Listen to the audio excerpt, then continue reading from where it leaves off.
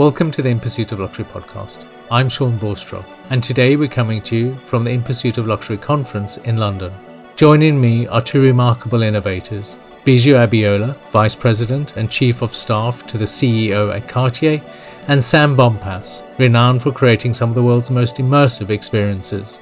Together we'll be diving into the realities, challenges, and future possibilities of luxury that is ethical, responsible, and honest. This is luxury. Yeah, this is custard cream. You don't get more luxury than that. I can actually tell you about that. So, Bijou, you're eating a custard cream biscuit. How are you finding it? Have you had one before? No, but it's amazing. It's a South London special, actually. They used to be made in Bermondsey, so not far from here. And you'll see the little crenellations on it. Mm-hmm. Those are representative of ferns, which used to be a signifier of female emancipation related to the suffragette movement. I'm buying this cookie. Taking it back with me to New York. Amazing. The only problem is it's a little bit dry. Would you like some water? Well, what a way to start the conversation. So we are talking now about if everything's luxury, is anything luxury? And I'm delighted to have Bijou Abiola, who's here from New York, and Sam Bompas, who's here from London. They can tell you, I'll let them introduce themselves and then we'll fire away with the chat. Sam, let's start with you. Tell us what you do. Thank you so much. Hello, it's very lovely to be here. I'm Sam Bompas. I'm from Bompas and Parr. We are an experience design creative studio. We're based in London. And it's amazing to be back here in Ravensbourne as well. Our first collaboration as a studio with any academic institution was with Ravensbourne, experimenting with jelly. That's where we came from. And and then we went on actually in this very building, which the beautiful sort of tessellated exterior by Future Systems. When the building was being launched, we were invited again to make that with a vast jelly. It was absolutely delicious. The launch was by, at the time, Mayor of London, Boris Johnson, who had a very different reputation then. And I think this brings into the question of luxury, time, storytelling, and context. Because obviously when Boris was launching, he was the hero. Now people might have quite a different impression of him, although different opinions will differ. Yeah, I think they probably do. Bijou, tell us His about energy is like 10 times my energy. But my name is Bijou, and I am the Vice President and Chief of Staff to the CEO of Cartier. And I have been in the luxury and retail industry for about 17 years on the corporate side. Really started with a passion and love for the business. My background is in economics. I went to Brooklyn College, where Veronica is a professor for undergrad, and then went on to Columbia. And then after business school at Harvard, shifted into strategy. So really the strategy side of luxury. And I'm very happy to be here and be on the board of IPOL. Yes, you are indeed. Yes. So I wanted to just start the conversation because I know you're both into experience and what that might be for luxury. So what is experiential luxury? Well, so our route into it as well was just trying to make things that people tell each other about. You know that moment where you see your friends, they ask you what you've been up to, and you probably have about 2 minutes of their attention. How do you give them something that's meaningful? And for me, that's been doing things like taking over Selfridges, flooding the roof of it, to make a boating lake and float up bar, all the things glow in the dark. You actually go through a waterfall to get to the bar, and then some of our staff would sort of attack you, but in a playful way with crystal-tipped spears. And then you get to the bar. Hooray, reward. And over the course of this, you become sort of the hero of your own adventure. You have some sense of agency. You're the center of the story. And that I think is, and the good news is when we did that, we put about 60 tons of weight load on the roof of Selfridges. My business partner's hair is white. It went grey in a month because he was worried that we're going to collapse the corner of Selfridges just through all the weight loading. We didn't. It was great. It's still there. You can go. But actually, speaking with Alana Weston of Selfridges, That for her, when she was creative director for that department store for 10 years, and really was very innovative in doing things like bringing, moving luxury fashion into addressing things like sustainability. But doing that, which is kind of playful, it was fun, was one of the things that she looks back on as being a triumph. Hopefully there's an answer in there somewhere for you. Yeah. What is experiential luxury to you? Yeah. I actually like to say that luxury is a feeling, actually. So experiential luxury, I always say that we're not really selling a thing. We're selling that feeling that you have when you get the thing, right? So of course, price tags do matter, but it's really that sensation that you feel when you own that item, or when you go and sit in that class of, service, whether it's business class, first class, when you have an experience like what you have. Although I don't know if that's luxury coming down. Like I wouldn't define that as luxury. I'm more on the quiet luxury side of things. Sam is probably on a whole different side, but I definitely think luxury and experiential luxury is, as you define it, experience, that feeling of elevation. And that's why this is going to be a great chat, because you're coming at it from completely different points of view. But just setting boundaries as well. Yeah. Is there an answer we're supposed to? I mean, this is headlined as as the luxury summit. Yeah.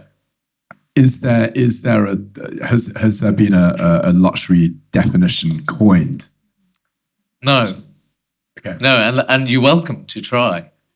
Well, I don't know. Maybe for me, it's like luxury is like the sort of like the cigarette is this perfect vehicle for experience that you can never quite achieve the perfect cigarette, because it's always asking you, inviting you to have another and go further. That's our byline. It's very ephemeral. I don't know. Well, no, absolutely. I think the biggest challenge for all of us, and that's why the title of this is if everything's luxury, is anything luxury? Because how do you answer that question? How would you answer that question? If everything is luxury, is anything luxury? I don't even know. I have a very different approach or different thought process now with the age of social media. I think once upon a time, before social media, luxury truly felt very exclusive. And, people have different thoughts about this, right? So should luxury be accessible? Yeah, but then how do you achieve exclusivity and accessibility at the same time? And so Shaun knows this, but I've been very adamant about the fact that my brand name, Cartier, doesn't go on anything at all, because we just don't do that. We don't put our name anywhere. We're extremely quiet. But of course, you all know the brand, but we're very careful where the name shows up, right? So it's this idea of when you come into a boutique of ours or any other boutique, you're welcome, but how do we make sure that your experience is so elevated that it's like nothing that you've ever had? So I'm not sure I can answer the question if everything is luxury, is everything luxury? However, I do think we're in an age where the differentiation between what is luxury and what isn't is a very slim, thin line. And I'm finding that the ones that are winning are the truly quiet ones that are winning through just existing. So if you think of Hermes, if you think of Loro Piana, if you think of Cartier, like the truly elevated brands are not the loud ones. And the ones that are kind of struggling right now sales-wise are the Gucci's, the Louis Vuittons, the ones that are, I think there's someone here from Louis Vuitton. Sorry. No, it doesn't matter. Okay. Never mind. But my point is, like, the more louder brands are kind of struggling right now, right? And then the more exclusive, we don't know what you're wearing, but we know, like IYK, if you know, you know. Like, that's where we're seeing the success in the business right now. But I had a question with that. Is there like a dynamism with that? And is there a time code with it? So like I do a lot of work in the arts sector, and a lot of the arts sector has to work very hard because there's public funding in it. So it's everyone's money is going into it to persuade people that it's not elitist. And of course, art is ultimately about the exercise of taste. And taste is something that is not fixed, it's dynamic, it's learned, it changes remarkably over time. And it changed remarkably over time because it's an elite strategy, it's an exclusionary strategy. How do you know what's good and what's bad? But I think sometimes that brings, there was a time when Gucci was smashing it. It was the top of the tree. Everyone was like, their strategy is like absolutely nailing it. And now it's not. And there'll be the question, what's next? Because it is a change, it's a dynamic. Sure, right? you're absolutely right. But I do think what's happening is that more people are getting more access to disposable income. Like if we think of, that year after the pandemic when luxury skyrocketed in sales, it was because people genuinely had more disposable income in their pockets. They weren't traveling as much. They didn't have as much to spend on, whether it was like whatever the cost of living was reduced. So they had more to spend. And they went to buy things that they maybe always aspire to, the Gucci's, even our brand benefited from that, right? But I think as more people get access to income and can purchase things, then you'll find that the ultra wealthy want a point of differentiation. And so I see the polarity existing even more, and I think it's only going to get bigger. Now, will Logomania come back? I hope not. But if it does, it's fine. It's just like I just really think that we're going to continue to see that differentiation between the consumer who wants you to know what they're wearing and who doesn't want you to. And that the best luxury brands, and all of them do this, except for maybe Loro Piana, have something for everyone. So you come in the store and you only have maybe 600 pounds, you can find something. I don't mean only in it. Is that okay for me to say only? Okay. Yes. You have 600 pounds, you can purchase something, and then someone else who has, believe it or not, I was just in a boutique yesterday and someone bought like a 150,000 pound watch, right? But the experience for each person that walks through that door has to be the same. We have to treat each client as if they are going to spend 150,000 pounds. And that's the feeling that I'm talking about. Yeah. So I get the feeling, and you both have the feeling, but it's not always about the product. I mean, which is Bijou, what you're saying. But then that goes back to the original question, because if you've got, I don't know, let's use Chanel, because they tried to sue me. Let's use Chanel as an example. Is that happening now? No, that was. I'll tell you that story when I finish this. So if Chanel are selling a lipstick for £30, that's a luxury. It is a luxury to somebody. They're selling the couture dress for £275,000. Is the luxury only in that experience? It's forgetting about buying the lipstick, but you're buying Chanel. Is that what you are saying? The luxury is the brand name, almost, right? Because you can go buy lipstick from Boots. Can you buy lipstick at Boots? Yeah. Okay, sorry. Chanel lipstick at Boots. You can? Yeah. Oh, you see, you can. That's different. You can't do that in America. But you can go buy lipstick at Boots. You can go buy it anywhere. Yeah. And so, but what people are buying into is the name. Yeah. Really and truly, it's the name, because and how do you get to that kind of name that warrants a premium, right? Like that, I think, is where today we haven't really seen any new entrants into the luxury space, maybe except for the Row, American and Ashley's brand, but there are very few brands that have been able to command this sense of our name alone is worth that feeling. Sure. But Sam, your experiences are very different because they are physical experiences. So you're not going in there to buy anything at all. Yeah, a lot of it starts with food. You do buy a thing. There's an object on the plate, and at the end of it, it is disgustingly not on the plate anymore. Yeah, and then you've had it in the most visceral way possible. But I think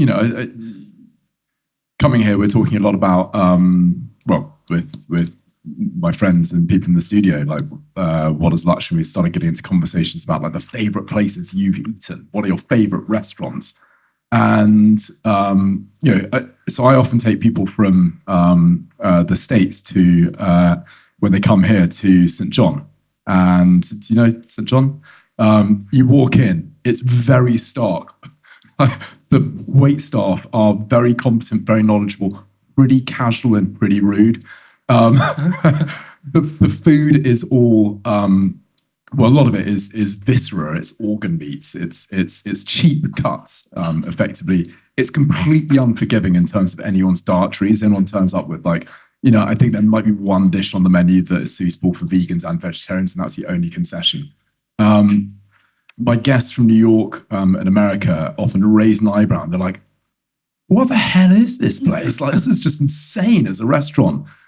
But it's been running very, very successfully for 25, 30 years. And when I go there, the whole thing glows with memory. It glows with feeling. It glows with experience. I've been there on the 20th anniversary, and I was eating. They did this dish where they took all these like tiny piglets and then cooked just the piglets' faces. So they look like, this is different versions of luxury here, sorry. They look like tiny cooked children's faces. And then I love reading a lot, and I was reading a book called The Cruel Sea. And do you remember the lawyer, Nancy Delalio? She came up to me, she said, this is a very, very important book for me, because nature is very, very cruel. And you're like, this is completely ridiculous. What a wonderful world it is that this is all happening at the same time in this space with these people. And, I'll never capture the moment like that again. So it's imbued with this veneer, this lacquer of layers of memory that go back. And also my sister was married there. I had my father's 75th there. Trevor Guff, I made some fake wine, like your fake handbag, real hat fake. And so we made a lot of first growth wines by dosing them with nature identical chemicals that we worked with the Flavor House to develop. And Trevor Gulliver, who's the CEO there, only spat out one of them in disgust. That was a real triumph there. Anyway, it's a long way of saying, experiences can really tickle things as well. Right. So this morning we had Zandra Rhodes, Richard McVettis, Piers Atkinson, and Maria Grashvogel, designers and an artist, talking about this idea of luxury. And they were talking about them as the luxury, because they are the makers. They are the ones who are spending the time in perfecting what they were doing, and that you can't replicate that through a brand. What are your... Sorry, they sound like total narcissists. Sorry. I mean, like, I'm very interested in like what creative practice is, and I think good creative practice relies on networks of people and technologies and opportunities in societies. When someone says, "I'm the luxury," well, they didn't quite say it in those words. I'm slightly. There's a challenge. I've got a challenge. I kind of understand the sense of I am the luxury, in the sense of, if you think of Coco Chanel, back when she launched, she was the luxury, right? It was her. And a lot of what we're buying today stems from who this woman was at a time when women weren't really designing. Or if we think of Dior, he was. So I understand when a maison starts with an individual, the individual is what we're buying into, because of course their craftsmanship is known for whatever, in Dior's case, he was known to be like really good at designing for the woman's body. So I kind of get the sense of, you are what. Thank you for saving that. She just called him narcissist. And I'm like, no, I get it. Like, when it's an individual, you are the one that people are buying into until it becomes truly commercialized at some point. So. But Sam, you are the same. I mean, you are the luxury of your, aren't you? Because people come to you. I'm a front man and a showman. So heckling you to go to lunch and things like that. I've done that before. But I get to work with like lots of very talented people. I wouldn't be able to do what I do initially with my business partner Harry, who's an architect by training. And I'll be able to go and promise things that he's then able to deliver. Or I say it differently. I say I go and get the money and he spends it. But we've got different tastes. And we've been working together very closely for 18 years tomorrow. So it's a lovely relationship. Is there a party? What's that? Is there a party? Well, we actually had a very small. Well, it was almost like that actually. Yesterday we had a birthday celebration. We had giant creme brulees, vast creme brulees. I turned up for my first meeting today with a canister of like a burner, a chef's burner. But it's based on Trinity College in Cambridge has these desserts where they actually brand the dessert. It's brand as a branding iron, where you heat up the brand and then you use that to crystallize the sugar on top of the dessert. And then you get the logo of the college in the top of the dessert. And it's the very earliest form of branding. But we also had Lancashire Hot Pot, which it's basically stew. It's quite humble. I went into the kitchen. Our head chef is from Australia. He was like, "Is this right?" And there were like 4 lamb's necks of esophagus and all on being cooked up. And I was like, "Yes." I mean, it's not sophisticated. It was delicious. It was really delicious. Yeah, I think there are a few vegetarians here. Might not be so delicious, or vegans. What was I saying? Oh, you slightly threw me there. Oh, yeah. So this idea of you being the luxury, or you being the luxury, you might not make the product, but Adam, I don't know, Adam's not here, but Adam and I were talking this morning about this idea of going to the space to meet the person who will provide you with either the product or service. I guess I've worked quite hard as well to recognize the other people that I work with. So I can't make a Lancashire hot pot like the chef can make. Again, I can't do the architecture that Harry does. And the creative practice of our specific studio is through bringing those areas of expertise together and allowing them to intermingle. And even someone like Coco Chanel, she's not making every single product that she makes. She's working with artisans to be able to do that. And they facilitate some of that creative direction and the opportunities and the markets that she creates for those artisans. But one of the projects we're doing at the moment is building a museum of Shakespeare. And so Shakespeare held up as like the sort of ultimate genius and a driver of revenue. I mean, Dame Judi Dench's last book about Shakespeare was just called The Man Who Pays the Bills. But of course, as soon as you start really exploring what is this sort of ultimate creator of stories that are so relevant that they're being played all over London, all over the world now, 400 years after they're written. And a lot of it was through collaboration. A lot of it was through the technology at the time. The one technology just being like having a stage. It sounds pretty basic. A lot of it's through the audience and the need in a city of London. Like you've got 200,000 people. How do you get 2,000 of those people to come see your play as opposed to anyone else's every night? It's a really good editing process. So I think it destabilized that idea of like the person as luxury from my point of view. It's not, that's just... No, well, that's, it's a view. What about this idea that everything is luxury? But I think that's where the challenge is that everything is now being defined as luxury. So then nothing is really luxury. I almost feel like luxury is now synonymous with money almost. And even when money is involved, it's not always a luxurious experience, right? Like people can have a lot of money and not necessarily have luxurious experiences. So I go back to what I was saying before, and I think I'm sounding a little repetitive, but it's this idea of what is that experience? And also understanding that what might be luxury to me might not be luxury to you, right? So a lot of what you're describing to someone could be considered like top of the top. The experience is exactly what they would want. And then to someone else is like, I will never go there again. You know what I mean? So it's all an individual pursuit. That wraps up this conversation from the IPOL Honest Luxury Conference in London. A huge thanks to Bijou Abiola from Cartier and Sam Bompas from Bompas and Parr for sharing their insights on how the luxury industry can and must embrace honesty, transparency, and meaningful change. If you enjoyed this episode, don't forget to subscribe and follow the IPOL podcast for more deep dives into the shifting world of luxury. I'm Shaun Borstrock. Thanks for listening. Until next time.